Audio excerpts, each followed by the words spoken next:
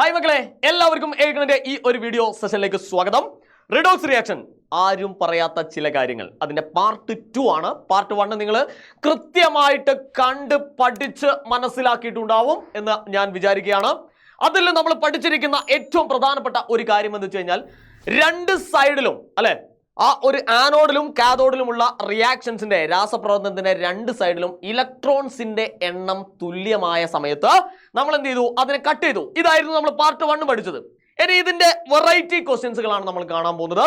ഇത് എന്താണ്, സാധാരണയായിട്ട് നമ്മളോട് എക്സാമിനേഷന് ചോദിക്കാറില്ല എന്നുള്ളൊരു കാര്യമുണ്ട്. പക്ഷേ ഇപ്പോഴത്തെ ഒരു സ്ഥിതി അനുസരിച്ച് അല്ലെ, ഇപ്പോഴത്തെ പരീക്ഷയുടെ ഒരു സമ്പ്രദായം അനുസരിച്ച് ഇത്തരത്തിലുള്ള ചോദ്യങ്ങൾ നമ്മളിലേക്ക് വരാനുള്ള സാധ്യതയുള്ളതിനാൽ തന്നെ ഇത് ഒരിക്കലും നിങ്ങൾ എന്ത് ചെയ്യരുത്, മിസ് ചെയ്ത്. അതുകൊണ്ട് കൃത്യമായിട്ട് നിങ്ങൾ എന്ത് ചെയ്യുക, ഈ വീഡിയോസിന്റെ ആദ്യം മുതൽ അവസാനം വരെ ശ്രദ്ധയോടെ കാണുക. ഇതിൽ നമ്മൾ പഠിക്കാൻ പോകുന്നത് രണ്ട് ആളുകളെ കുറിച്ചാണ്. അപ്പൊ നേരത്തെ പറഞ്ഞ അതേ എക്സാമ്പിൾസുകൾ നമ്മൾ വീണ്ടും ആ ഒരു ഫോർമാറ്റിൽ തന്നെ എടുക്കാൻ വേണം. കോപ്പറും സിൽവറും അല്ലെ, ഇതിന്റെ റിഡോക്സ് എഴുതാൻ പറഞ്ഞു.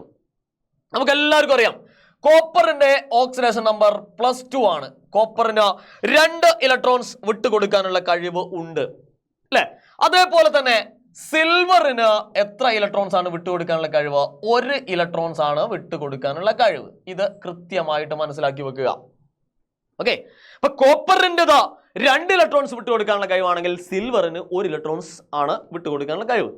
ഇത് രണ്ടും കൂടി വെച്ചിട്ട് നമ്മളോട് റിഡോക്സ് ചെയ്താൻ പറഞ്ഞു. അപ്പൊ നമ്മൾ നോക്കൂ, ആദ്യം ഞാൻ ആനോഡ്, A ഫോർ ആനോഡ് എടാ, ആനോഡ്, യെസ്, ആനോഡിലെ റിയാക്ഷൻ നമ്മൾ എഴുതാൻ പോവുകയാണ്. അപ്പൊ ആനോഡിൽ എഴുതുമ്പോൾ നമ്മൾ ശ്രദ്ധിക്കണം, വളരെ ശ്രദ്ധിക്കണം. കോപ്പർ ആണ് അല്ലെ, നോക്കൂ, കോപ്പർ ഗിവ്സ് കോപ്പർ 2++2 ഇലക്ട്രോൺസ് എഴുതി കഴിഞ്ഞു അല്ലെ. ആനോഡിൽ ഉള്ള ഓക്സിഡേഷൻ അല്ലെങ്കിൽ ഓക്സീകരണം നമ്മൾ എഴുതി കഴിഞ്ഞു. ഇനി അടുത്തതായിട്ട് നമ്മൾ എഴുതാൻ പോകുന്നത് കാഥോഡാണ് അല്ലെ. കാഥോഡിലെ റിയാക്ഷൻ ആണ് നമ്മൾ എഴുതാൻ പോകുന്നത്. ശ്രദ്ധിച്ചു കേൾക്കണേ.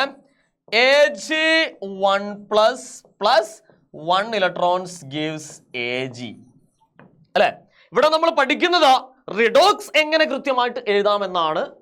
അത് കൃത്യമായിട്ട് ശ്രദ്ധിക്കുക. അപ്പൊ ഇതിലെ രണ്ട് റിയാക്ഷൻസുകൾ, അതായത് ഈ കോപ്പറിന്റെയും സിൽവറിന്റെയും കൂടി കൂട്ടുന്നതിനെയാണ് നമ്മൾ റിഡോക്സ് എന്ന് പറയുന്നത്. നമ്മൾ നേരത്തെ പഠിച്ച അതേ രീതി തന്നെ അത് നമ്മൾ തൊട്ടപ്പുറത്തേക്ക് എഴുതി വെക്കുകയാണ്. Copper gives copper 2++2 electrons. അതേപോലെ തന്നെ സിൽവർ 1++1 ഇലക്ട്രോൺസ് ഗിവ്സ് സിൽവർ അല്ലെ മക്കളെ. ഇത് രണ്ടും കൂടി കൂട്ടുന്നതിനെയാണ് നമ്മൾ റിഡോക്സ് എന്ന് പറയുന്നത്. നമ്മൾ തുടങ്ങാം അല്ലെ. ആദ്യം പഠിച്ച തികഞ്ഞ കോൺഫിഡന്റ് അനുസരിച്ച് നമ്മൾ ഇത് എഴുതാൻ പോവാണ്. ഇവിടെ എഴുതുന്ന സമയത്ത് ആദ്യം നിങ്ങളോട് പറഞ്ഞിട്ടുണ്ടോ, ഇലക്ട്രോൺസുകൾ കട്ട് ചെയ്യുക അല്ലെ. ഇവിടെ 2 ഇലക്ട്രോൺസും ഉണ്ട്, ഇവിടെ 1 ഇലക്ട്രോൺസും ഉണ്ട്. കുടുങ്ങി സാറേ, കുടുങ്ങി അല്ലെ. ഒരു സ്ഥലത്ത് 1 ഇലക്ട്രോൺസും മറ്റേ സ്ഥലത്ത് 2 ഇലക്ട്രോൺസും ആണെങ്കിൽ ഒരു കാരണവശാലും നമുക്ക് എന്ത് ചെയ്യാൻ പറ്റൂല, ക്യാൻസൽ ചെയ്യാൻ പറ്റൂല. രണ്ടും ഒരേപോലെ വന്നാൽ മാത്രമേ നമുക്ക് എന്ത് ചെയ്യാൻ പറ്റൂ, കട്ട് ചെയ്യാൻ പറ്റൂ അല്ലെ. ഇപ്പൊ കുടുങ്ങി. ഇപ്പൊ നേരത്തെ കണ്ട കാഴ്ചയല്ല ഇനി നമ്മളിവിടെ കാണാൻ പോകുന്നത് അല്ലെ. അപ്പൊ ഇവിടെ 2, ഇവിടെ 1. പക്ഷെ ഞാൻ നിങ്ങളോട് ആത്മാർത്ഥമായിട്ട് ഒരു ചോദ്യം ചോദിക്കട്ടെ മക്കളെ. ഇവിടെ 2 ആണെങ്കിലേ ഇവിടെയും 2 വന്നാൽ വലിയ പ്രശ്നമില്ലല്ലോ, പ്രശ്നം തീർന്നല്ലോ. ഇവിടെ 2 ആണെങ്കിൽ ഇവിടെ 2 വന്നാൽ പ്രശ്നമില്ല. പക്ഷെ നിങ്ങൾക്ക് ഇവിടെ പോയിട്ട് 2 എഴുതാനുള്ള അവകാശമില്ല. അപ്പൊ എങ്ങനെ 2 ആക്കും അല്ലെ. ഇവിടെ 2 വന്നു കഴിഞ്ഞാൽ ഇവിടെ 2 വന്നു കഴിഞ്ഞാൽ നമ്മളെ പ്രശ്നം തീർന്ന്. ഈക്വൽ ആയി കഴിഞ്ഞാൽ പിന്നെ ഒരു പ്രശ്നവുമില്ല, റിഡോക്സ് ഈസി ആയിട്ട് എഴുതാം. പക്ഷെ ഇവിടെ ഈക്വൽ അല്ല. അതുകൊണ്ട് ഇവിടെ 2 വരുത്താനായിട്ട് നമുക്ക് ഒരു കാര്യം ചെയ്യാം. ഈ റിയാക്ഷനെ മൊത്തം എത്രയുകൊണ്ട് ഗുണിക്കുന്നു മക്കളെ? 2 കൊണ്ട് ഗുണിക്കുകയാണ് ചെയ്യുക. ഈ റിയാക്ഷനെ മൊത്തം നമ്മൾ എത്ര കൊണ്ട് ഗുണിക്കുന്നു? 2 കൊണ്ട് ഗുണിക്കുന്നു. അതിനെന്ത് വേണ്ടിയിട്ടാ? ഇവിടെ 2 കിട്ടാൻ വേണ്ടി മാത്രമാണ് അല്ലെ. ഇവിടെ ശരിക്കും ഇവിടെ 2 എഴുതി വെച്ചാൽ മതി, അങ്ങനെ എഴുതാൻ നമുക്ക് പറ്റൂല. അതുകൊണ്ട് ഈ റിയാക്ഷനെ മൊത്തം 2 കൊണ്ട് ഗുണിക്കുന്നു അല്ലെ. അപ്പോ സാർ ഇത് എങ്ങനെയാ ഇപ്പൊ ഗുണിക്കാന്നൊക്കെ ആലോചിക്കുന്നുണ്ടാവും. എടാ ഒന്നുമില്ലടാ മക്കളെ, ഈ ഇടത്ത് സൈഡിലൊക്കെ 2 അങ്ങ് കൊടുക്കുക അല്ലെ. ഞാൻ ഇതിന്റെ ഉത്തരം, ആ 2 കൊണ്ട് ഗുണിച്ചതിന്റെ ഉത്തരം മാത്രം ഒന്ന് താഴോട്ട് എഴുതാണ്. ഈ 2 കൊണ്ട് ഗുണിച്ചതിന്റെ ഉത്തരം മാത്രം ഈ ലെഫ്റ്റ് സൈഡിലൊക്കെ 2 കൂടെ എഴുതാം. നമുക്കൊന്ന് എഴുതി നോക്കാം അല്ലെ. 2Ag1+, റെഡി അല്ലേ? 2Ag1+. ഇനിയോ +2 ഇലക്ട്രോൺസ് ഗിവ്സ്. നമ്മൾ എന്താ ചെയ്യുന്നത്? ഈ ഒരു സാധനത്തിനെ 2 കൊണ്ട് ഗുണിച്ചതിന്റെ ഉത്തരം മാത്രമാണ് നമ്മൾ എഴുതുന്നത് കേട്ടോ. റിഡോക്സ് അല്ലേ. ഇനി ഗിവ്സ് 2Ag കണ്ടോ? എല്ലായിടത്തിലും ഇടത്ത് സൈഡിൽ രണ്ടെണ്ണം ഇട്ട് കൊടുത്ത്. ക്ലിയർ? ഇനി നിങ്ങൾ ചെയ്യേണ്ടത് ഈ ഒരു റിയാക്ഷനെ കൊണ്ടാണ് എന്ത് ചെയ്യേണ്ടത്? കൂട്ടേണ്ടത്. ഇലക്ട്രോൺസുകളുടെ എണ്ണം തുല്യമായിട്ട് വന്നിട്ടില്ല എങ്കിൽ ഇലക്ട്രോൺസിനെ തുല്യമാക്കുക. അതിന് വേണ്ടിയിട്ട് റിയാക്ഷനെ മൊത്തം ഗുണിക്കുക. അതിനുശേഷം തുല്യമായവ തമ്മിലാണ് നിങ്ങൾ എന്ത് ചെയ്യേണ്ടത്? തമ്മിൽ ഗുണിക്കേണ്ടത്. അപ്പോൾ ഇവിടെ കോപ്പറിനെ ഈ തുല്യമാക്കിയ സിൽവറിനെ കൊണ്ട് കൂട്ടണം. അപ്പൊ നമുക്ക് വേണമെങ്കിൽ അപ്പുറത്തെ സൈഡിലേക്ക് എഴുതി വെക്കാം. ദാ കോപ്പർ ഗേവ്സ് കോപ്പർ 2 + 2 ഇലക്ട്രോൺസ്. ആദ്യത്തെ ഇക്വേഷൻ നമ്മൾ എഴുതിയിരിക്കുകയാണ് അല്ലേ? ആദ്യത്തെ ഇക്വേഷൻ നമ്മൾ എഴുതി. ഇനി രണ്ടാമത്തെ ഇക്വേഷൻ നമ്മൾ എഴുതാണ്. ഇത് ഇക്വേഷൻ ആണ് എഴുതേണ്ടത്. അപ്പോ 2Ag1 plus 2 electrons gives 2Ag അല്ലെ? തൊട്ട് ബാക്കിൽ നമ്മൾ എഴുതി വെച്ചത് എഴുതി. അതിനുശേഷം ഇവരെ തമ്മിൽ ഒന്ന് കൂട്ടുക. ഇവരെ തമ്മിൽ കൂട്ടുമ്പോൾ എന്താ സംഭവിക്കുക? നോക്കിക്കോളൂ മക്കളെ, ഈസി ആയിട്ട് നമുക്ക് കൂട്ടാം അല്ലെ? 2 ഇലക്ട്രോൺ ക്യാൻസൽ ചെയ്യുന്നു. ബാക്കി നമ്മൾ നേരത്തെ കണ്ട പോലെ തന്നെ ആരോയ്ക്ക് ഇപ്പുറത്തുള്ള കൂട്ടുക, അതിനുശേഷം ആരോയ്ക്ക് അപ്പുറത്തുള്ള കൂട്ടുക. കോപ്പറിനെ 2Ag1 + കൊണ്ട് കൂട്ടുക അല്ലെ? Copper plus 2Ag1 plus ready അല്ലേ? ഗേവ്സ് ഇനി ഗിവ്സിന്റെ അപ്പുറത്ത് അല്ലെ? കോപ്പർ 2 + 2Ag അല്ലെ? കോപ്പർ 2 + 2Ag കണ്ടോ? ഇത്രേ ഉള്ളൂ. ഏത്? 2 വ്യത്യസ്തമായ സംഖ്യകൾ വന്നു കഴിഞ്ഞാൽ, അല്ലെങ്കിൽ 2 വ്യത്യസ്തമായ ഇലക്ട്രോൺസ് നമ്പർ വന്നു കഴിഞ്ഞാൽ മക്കൾ എന്ത് ചെയ്യണം? ഇവിടെ 2 വന്നു, ഇവിടെ 1 വന്ന സമയത്ത് ഈ 2 വന്നതുപോലെ തന്നെ ഇവിടെ നമ്മൾ 2 ആക്കി. എങ്ങനെയാക്കി? ഈ ഇക്വേഷനെ മൊത്തം 2 കൊണ്ട് ഗുണിച്ചു. അതിന്റെ ഉത്തരമാണ് നമ്മൾ ഇവിടെ എഴുതിയിരിക്കുന്നത്. അത് എഴുതുന്ന സമയത്ത് ഇടത്ത് സൈഡിൽ 2 ചേർത്ത് പോയാൽ മതി.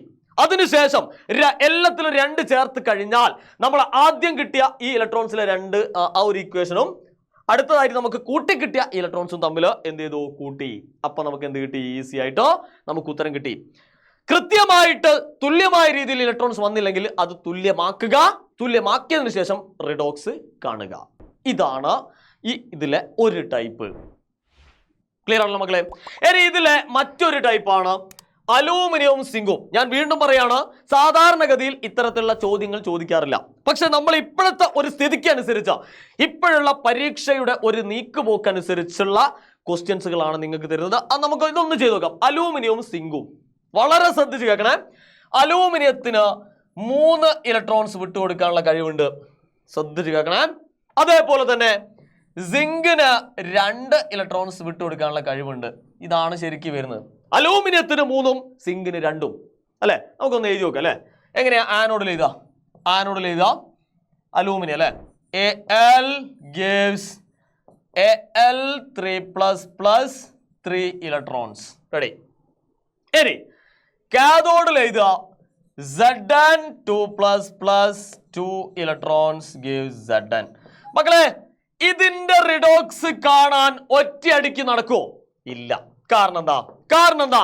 2 സൈഡിലെയും ഇലക്ട്രോൺസുകളുടെ എണ്ണം വ്യത്യാസമാണ്. ഇവിടെ 3 ഇലക്ട്രോൺസ്, ഇവിടെ 2 ഇലക്ട്രോൺസ്. അല്ല സാറേ, ഇവിടെ ഇപ്പം എന്താ ചെയ്യാ?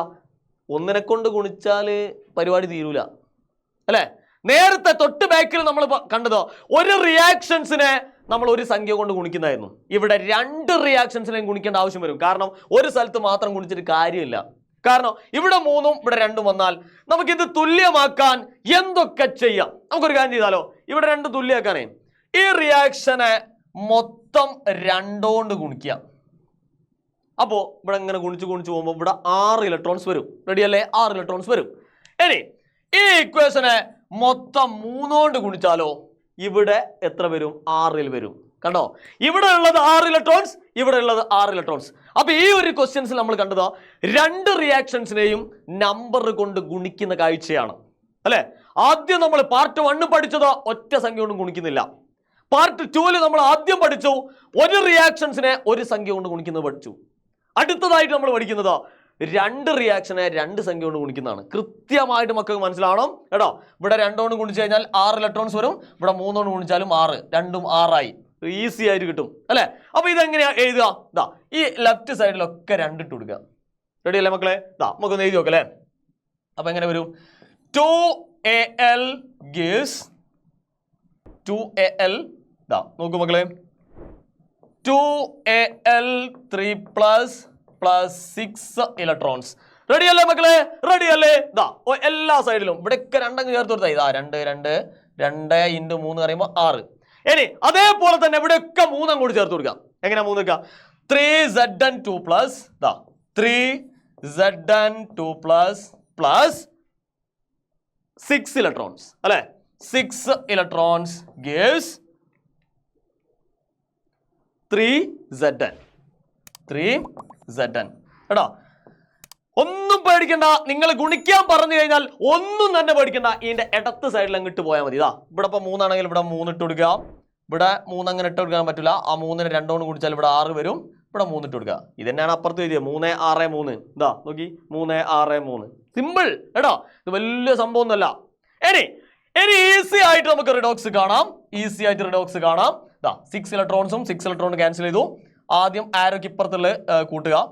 2al plus 3Zn2 അല്ലെ? ഇതിനെ ഇതുകൊണ്ട് കൂട്ടി gives ഇതിനെ ഇതുകൊണ്ട് കൂട്ടുക.